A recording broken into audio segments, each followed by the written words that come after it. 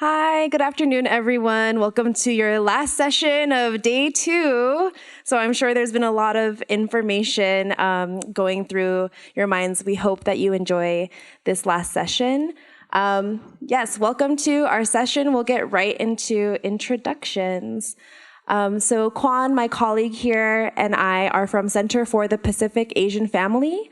We're a dual domestic violence and sexual assault agency in Los Angeles County, serving LA County, specifically the Asian and Pacific Islander community across LA County.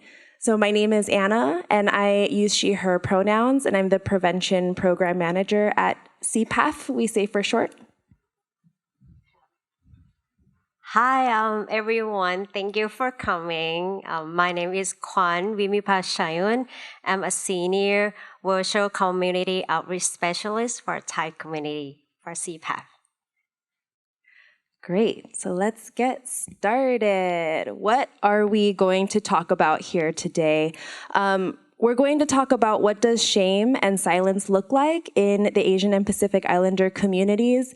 We're not here to say this is the end-all, be-all. The API community is really diverse, is not monolithic, and so we want to note that.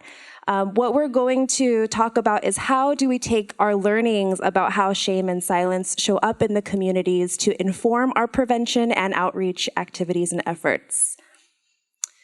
And we're going to do that with 3 components of our session today. So one is we're going to share back about key findings from reports that our agency participated in and how that informed our prevention activities as well as how our prevention activities informed those reports.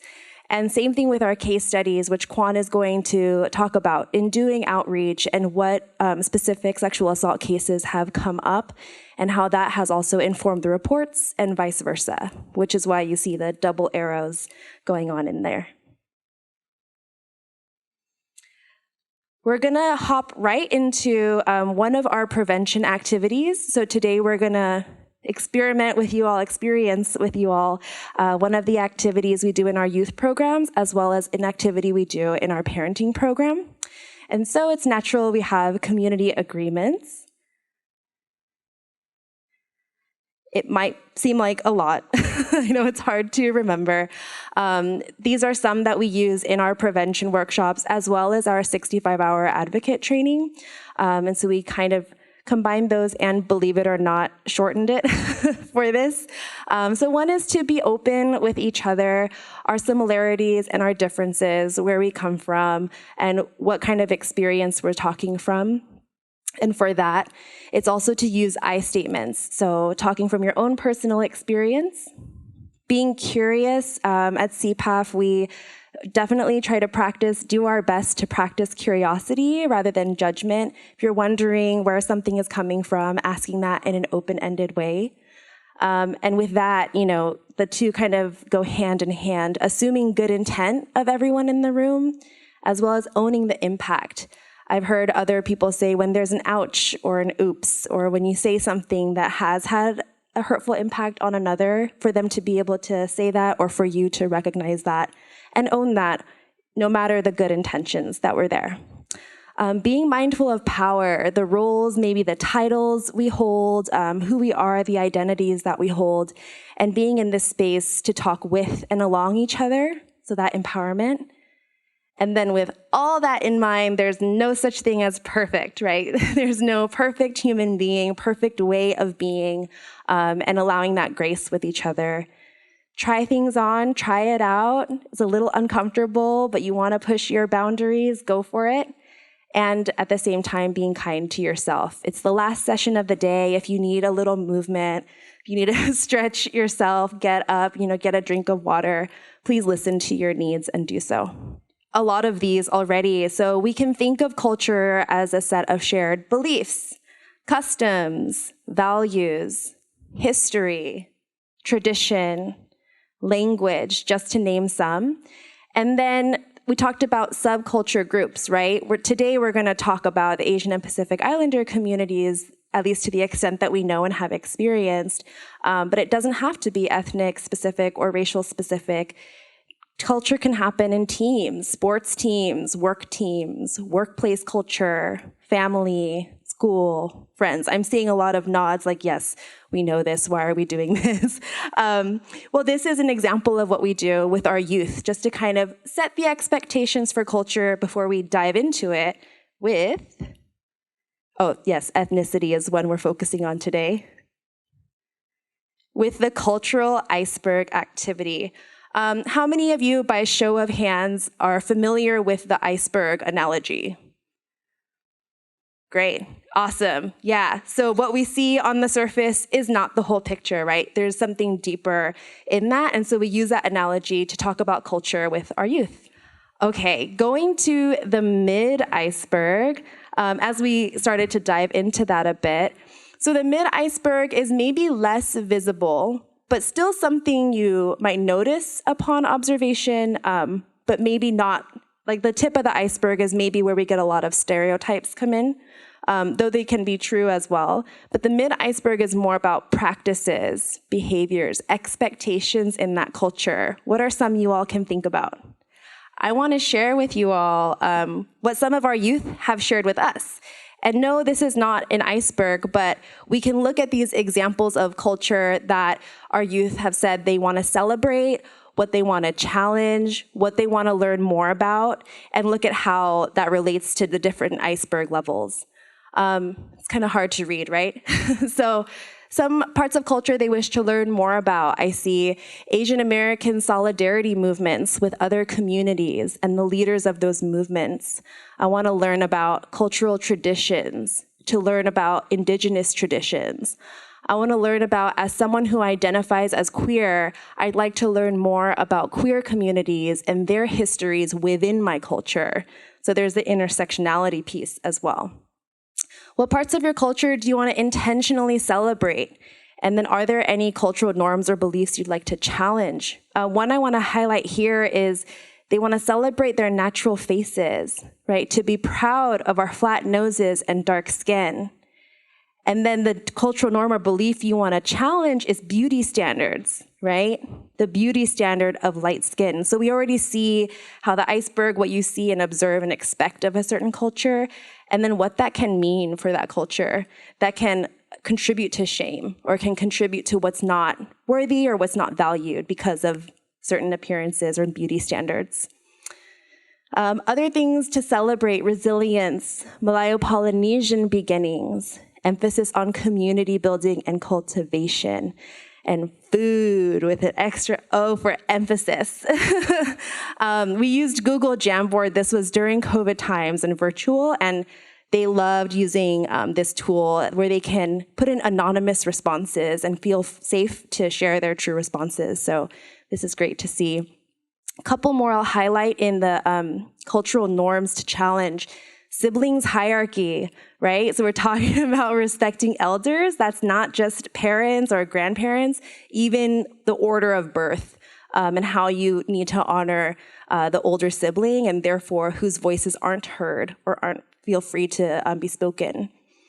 And the desire to assimilate, right? A sense of belonging and kind of how that maybe complicitness or silence can also play into this. So we'll revisit those a little bit later.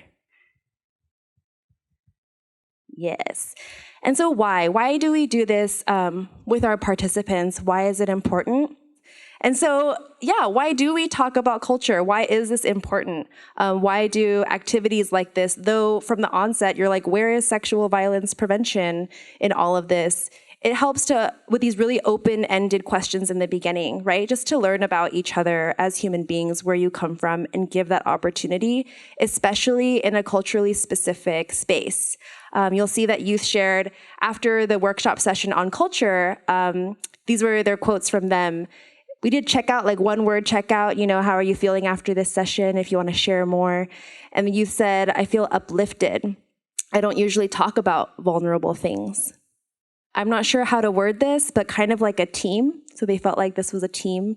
I've felt really alone being Asian, and I got to listen to you guys and not feel alone. So kind of sense of belonging, sense of being seen and heard. Vulnerable. It was a nice environment to talk about cultural norms. Reflective, I appreciate the emphasis on Asian culture. And finally, I appreciate the session to talk about cultural differences, and I feel encouraged. So it's really cool to see how there's been a couple appreciations about it focusing on Asian culture, and also the cultural differences even within that, right? And to still feel like it was a safe space to share. All right, so now we talked about, in the beginning, we do case studies, key findings, and the prevention activities. And so those kind of activities informed these reports you see here, and also these reports consider to inform our work moving forward.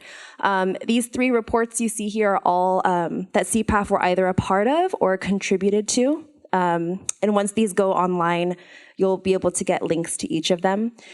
The first 2 go hand in hand. The first looked at a community needs assessment in Los Angeles County for 5 different Asian American communities, which is still just 5 out of the many. And we worked with community partners who are ethnic specific because CPAF were pan-Asian serving, so definitely we rely on our relationships with our community partners who serve more ethnic specific communities to get focus groups and to get key informant interviews to come up with findings around what are some themes and patterns we see of these cultural norms in the API community at large. We took those findings to inform what we have today for our youth and parent curriculum or guide frameworks.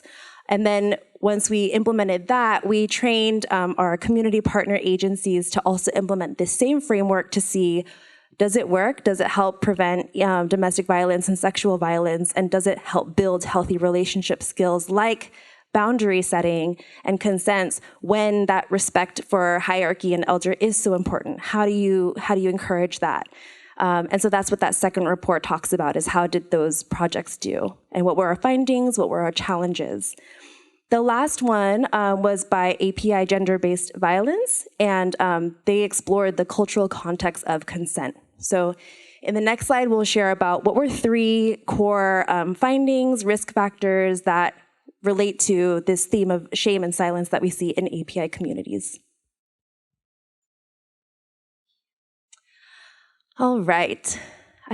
Is the text big enough for people in the back? Okay, great. Kind of. All right. Yeah, I could have made it bigger. So these all kind of relate to each other in a bit. So you'll see me kind of blend in. They're not so distinct from each other. They influence each other. So the first is consent and learning how to set boundaries. I think we always talk about in sexual violence prevention, how do you talk about boundary setting and body agency from a young age? And how do you do that in the API cultural context, especially where age and respect in age and hierarchy is so important? That definitely came out in the report. And that relates to collective versus individual values and needs. A lot of the time in API communities, and feel free to nod your head if you feel this or you relate to this, is that the family harmony is put above, your individual feelings or needs, right? Yeah, and so you're like, you need to protect, want to keep the peace within the family, and that's really negative peace, right? If there's like an internal struggle individually or between you and another family member or in a different relationship, but you'd rather avoid conflict and you'd rather not disturb or rock the boat, especially if you're younger, you're seeing all of that come together in one picture, then it's all about collective society and collective values over my individual needs, which makes it then harder to express your boundaries, right?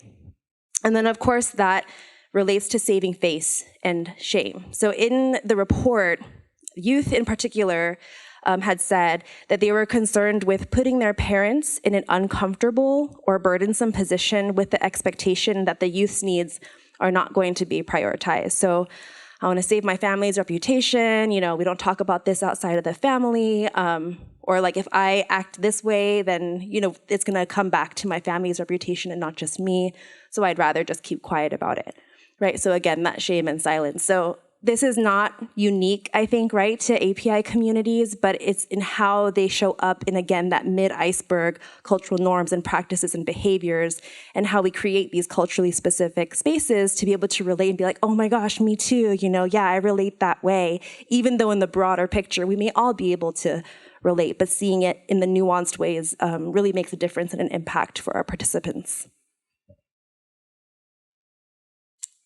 And so with that, I'll hand it over to Kwan to talk about some specific, really bringing these findings and research to life with what we've seen in recent cases.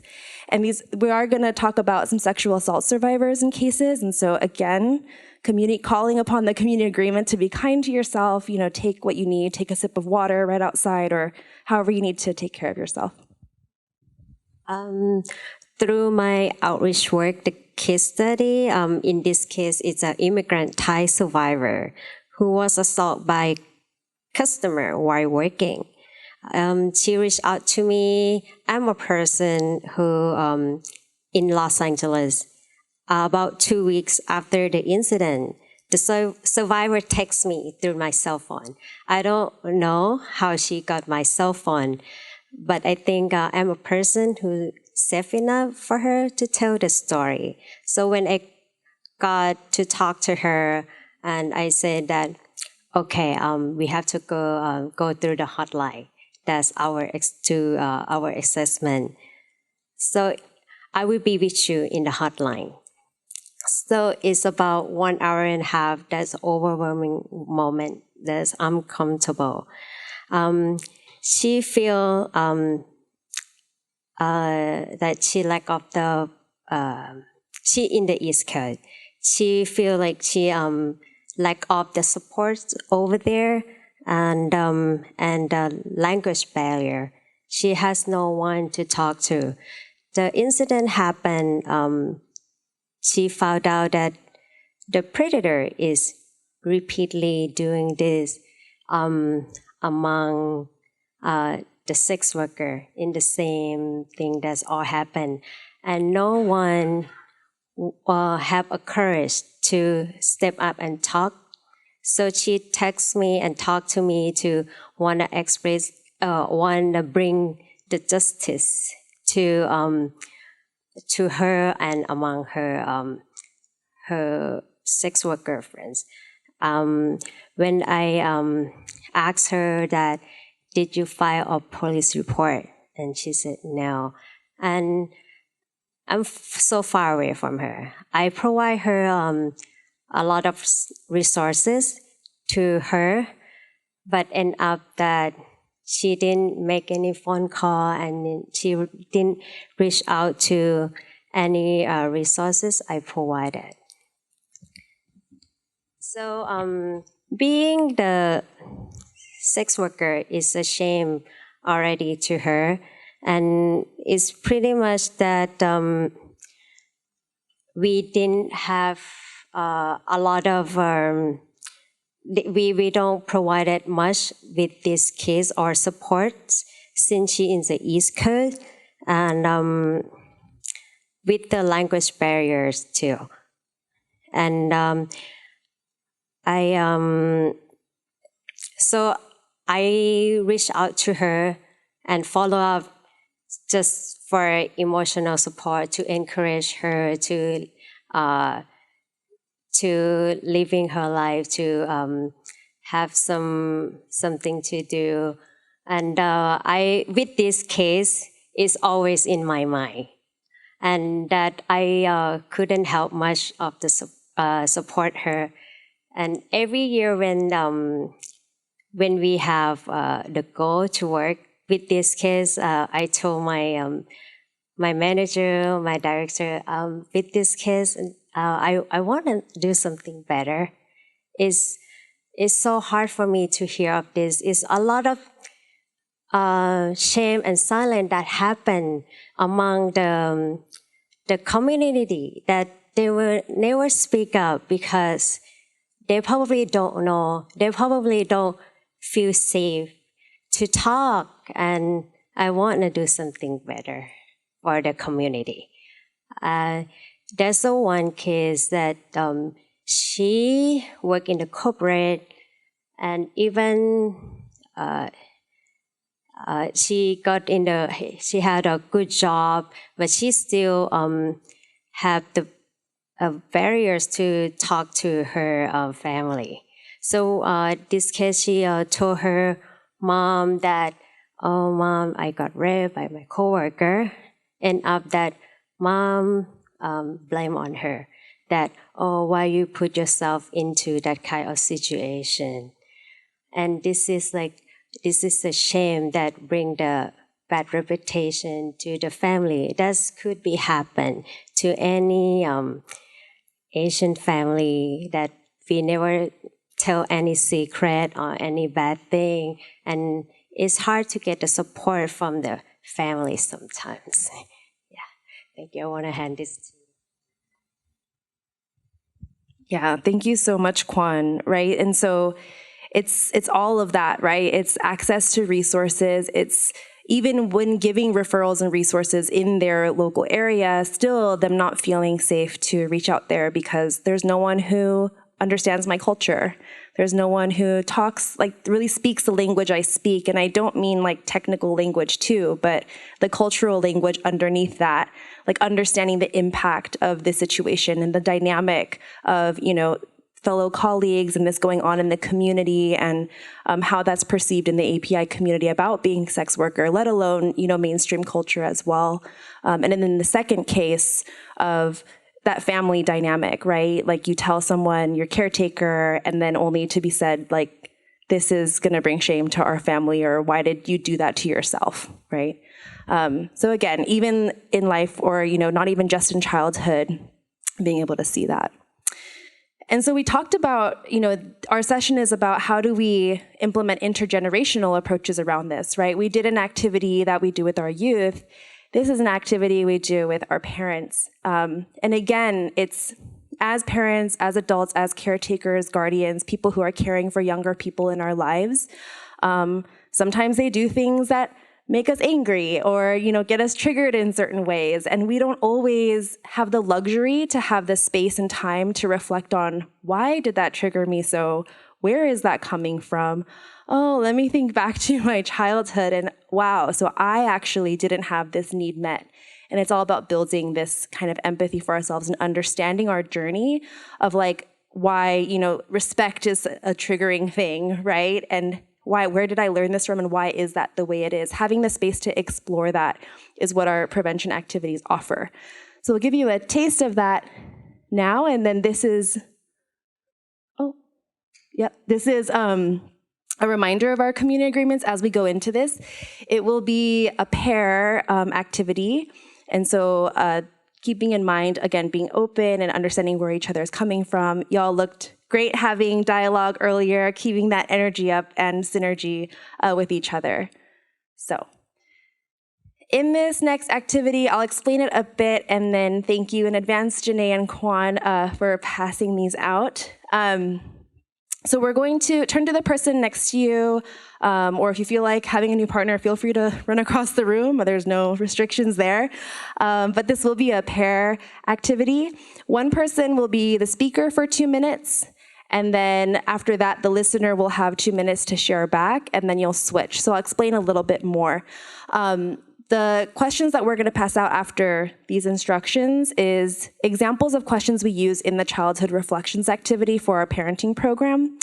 I tried to choose categories or questions that hopefully aren't as deep or touching sensitive spots in our hearts in this short session, but hopefully we'll still open that conversation to allow us to reflect how we were raised.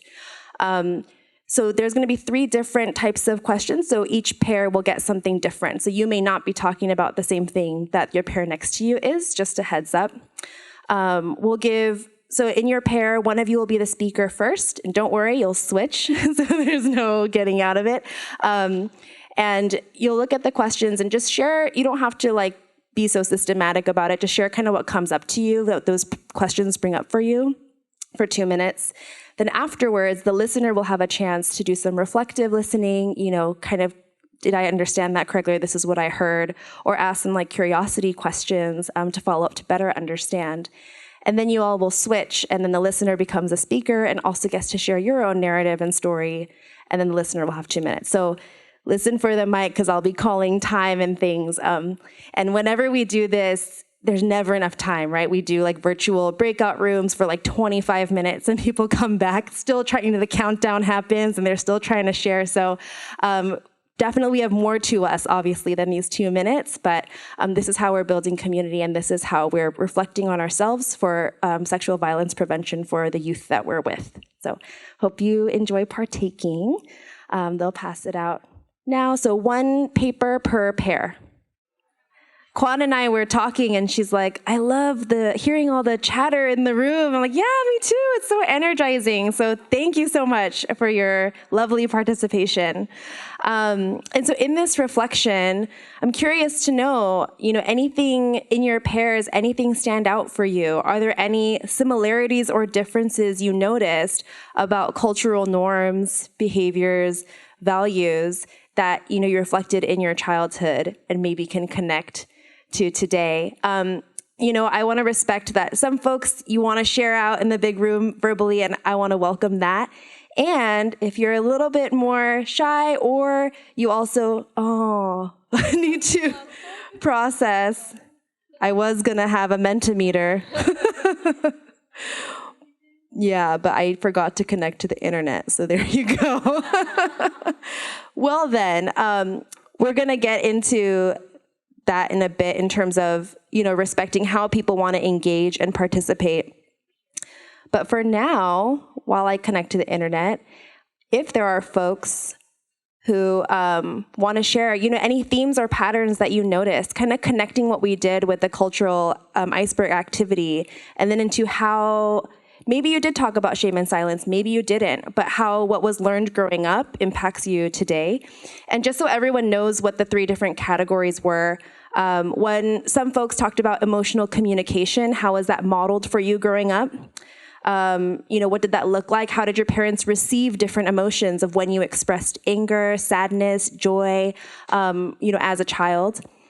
Another group talked about what were the supports or lack of supports to explore, as a child, to try to explore your own independence and also explore your own interests, outside of maybe the family norm. How did your parents support or not support that? And also a safe harbor. So were there relationships you could turn to at difficult times? What did your support systems look like growing up? So I avoided bringing into the space about discipline and fear and loss, but there's also definitely those topics in our parenting program as well. So yeah, any themes or patterns that came out for you in the groups? How will that help add to the protective factors against sexual violence moving forward, right? How do we explore that, understand that? When we do this activity with our parent participants, it's again to give that space to reflect back, to give ourselves empathy for why we might do the things we do now, right? This morning, one of the plenary speakers was talking about, working with perpetrators of sexual violence, right?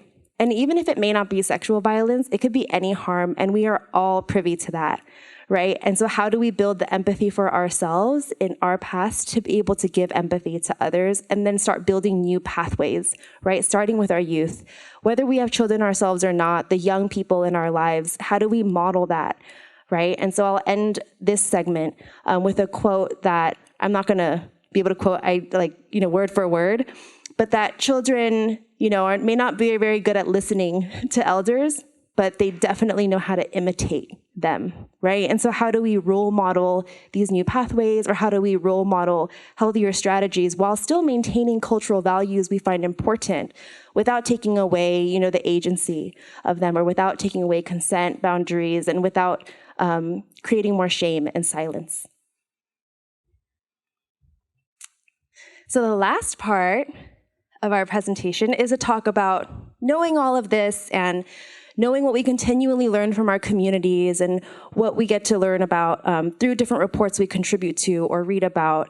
How does that affect things in practice, in whether it's prevention groups or in our outreach?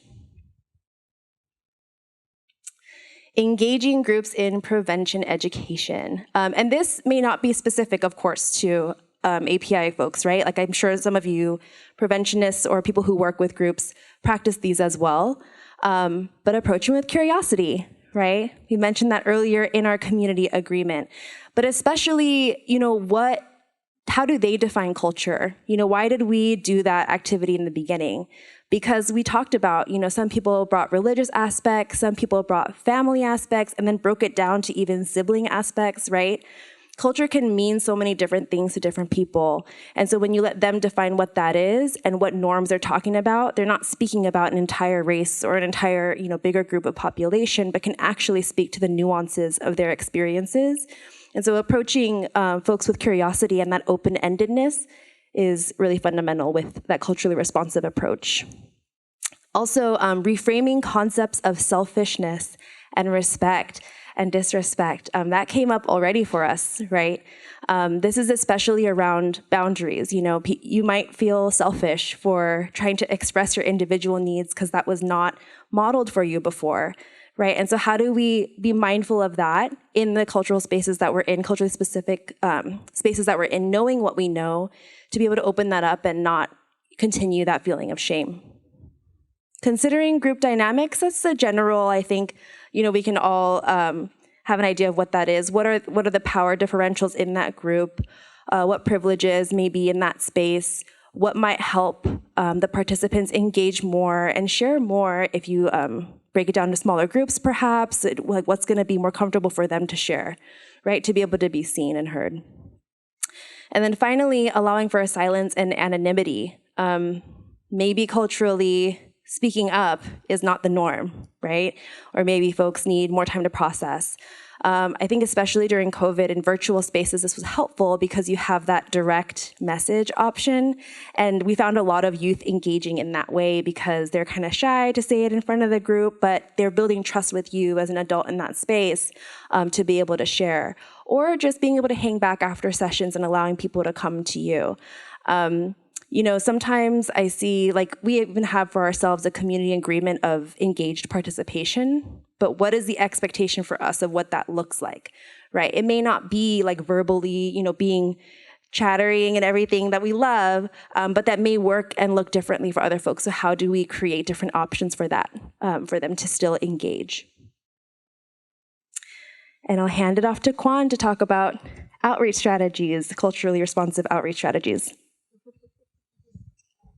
Thank you, Anna. This is more my fun part of the work and of my presentation today. Even my title is Senior Virtual Community Outreach Specialist, but I didn't do the work just virtual. So understanding about the community, the Thai community, very unique, and I think every community is totally different too, different. I got hired to work with CPAF back during the COVID time. Is very challenging to me. My main work, I'm a salesperson. I import the durian from Thailand. I'm not sure if you're familiar with durian. It's you love it or hate it. But for me, it's so delicious. I can eat all day. And rambutan, the Thai mangosteen, this is what I sell for the community. All the Asian people love it. This is my potential of the work as outreach of CPAF. So I know every person who is my customer. I'm on the field. So when I start working, it's very challenging. And I remember Deborah Sue, who was executive director at that time. She's saying that, Kwan, the seed that you plant will grow. You don't know when it grows. It will take years, a year, a few months. But it will grow. That very powerful word to me because I'm Thai from Thailand. I don't have any background of domestic violence, education. But with this, as a salesperson and give me opportunity to reach out of the work with CPAF. And I remember when Nat, my director right here, and I said, Nat, how can I start to telling people about CPAF? She said, oh, when you're selling fruit, it's just telling about CPAF. I said, oh, it's that simple. Yeah. And then I started selling food. I said, hey, I also work with CPAF. And this is a brochure. We help the people who experience with domestic violence, sexual assault. And like, oh, you have any questions? Just call me, text me, and we figure it out. So this is like what I do with the Thai community, building relationship, Thai leaders. I will go to every person with the Thai list. Oh, this guy, he knows a lot of people. Hey, I work with CPAF, and I never stop talking about CPAF. It's like in my blood. And building relationship is very important too, because like a shame and silence, and you want to keep this thing to yourself. You don't want to talk about what happened in your family, or you got assault, you got violence in your family. You don't want to talk about that. But I want to be a person and a safe person, and building that relationship, bonding with the community, and want to have people who need help to have the services that CPAF provided to them. With this relationship, I want to share the experience and about working with Royal Thai Consulate. It take a long time with the building with this relationship. Before we have a consul journal, I always go to him. Hi, consul journal. This I work for CPAF, and we have okay. Oh, thank you. He ignored me. He didn't pay attention what I'm telling him. But last year, we have a new consul journal. I met him at the Thai temple during the event. He was having lunch, eating the noodle. And then it's really hard to get to him at that time because he's a new person. Everyone want to get to him, want to take pictures. And oh my God, he's so popular. I can't get to him.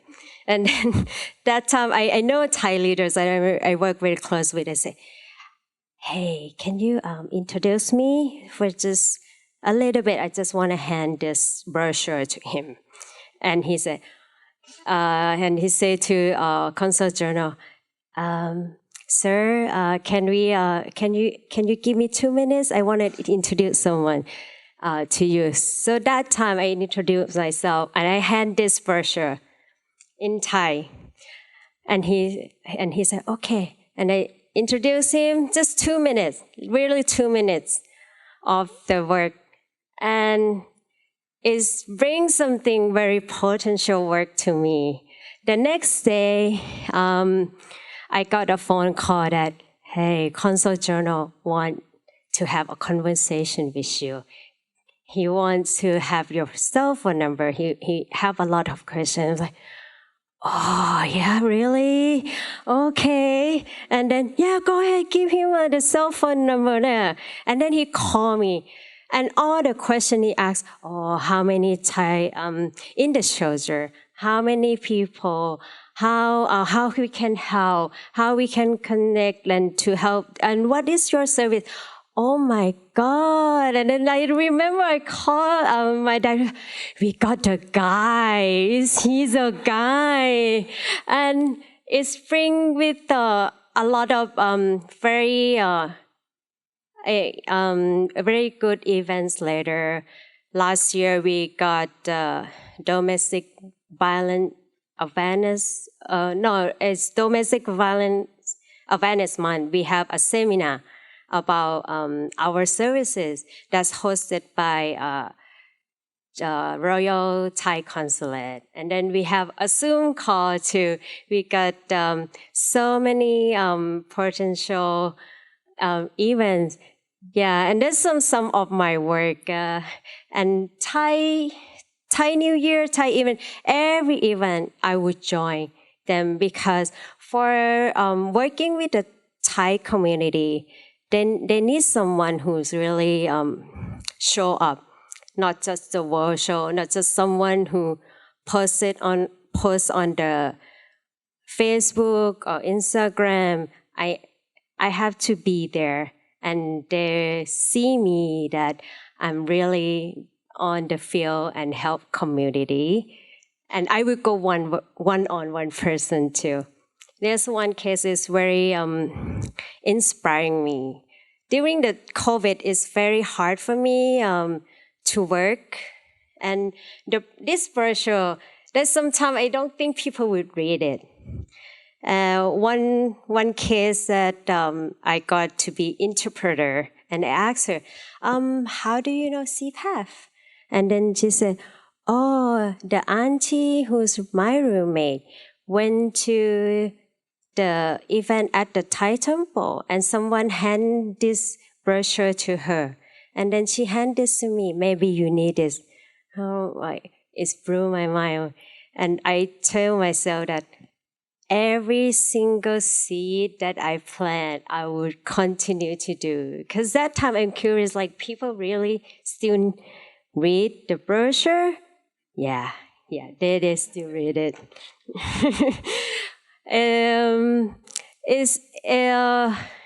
What I'm gonna go back to social media. I use it a lot. I don't have that much boundaries because as an outreach person, anyone can text me, anyone can go to my Facebook, my Instagram. I don't have that boundaries because I have support.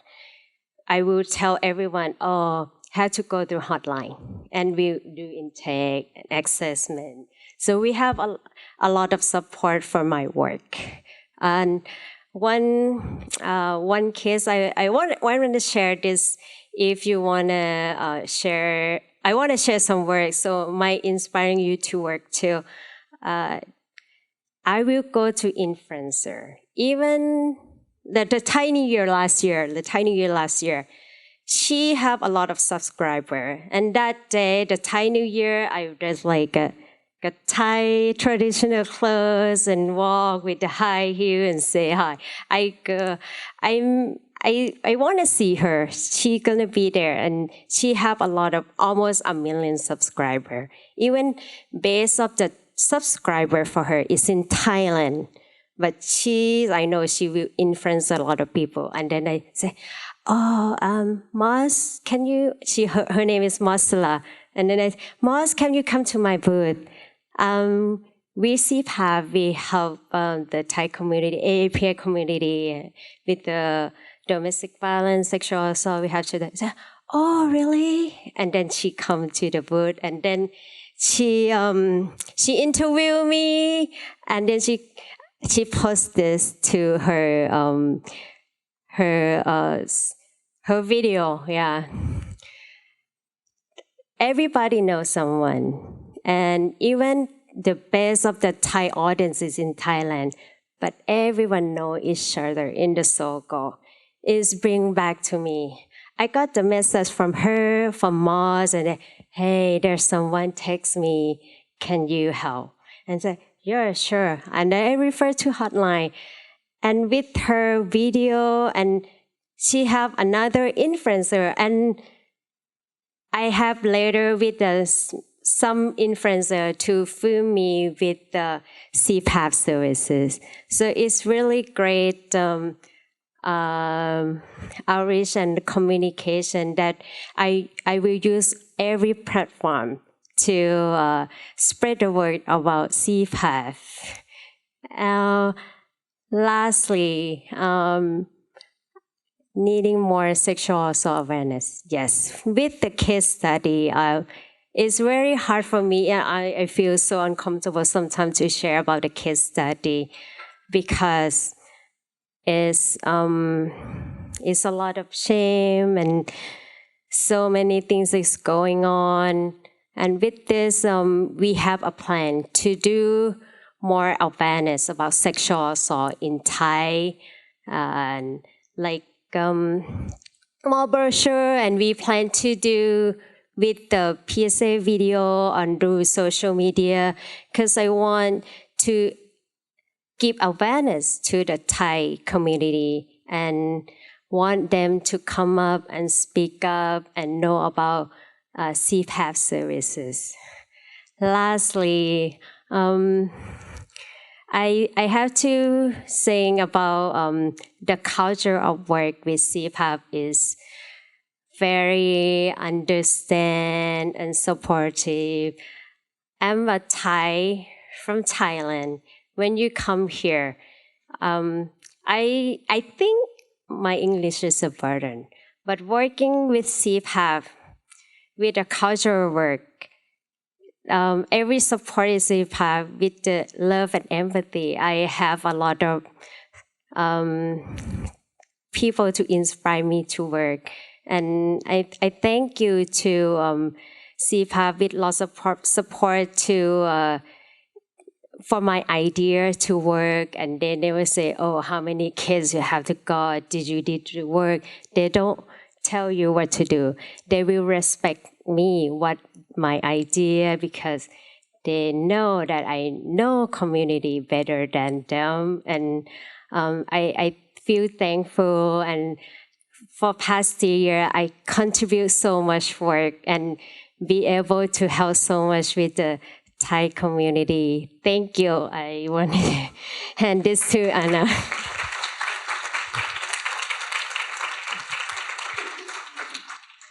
Yeah, absolutely.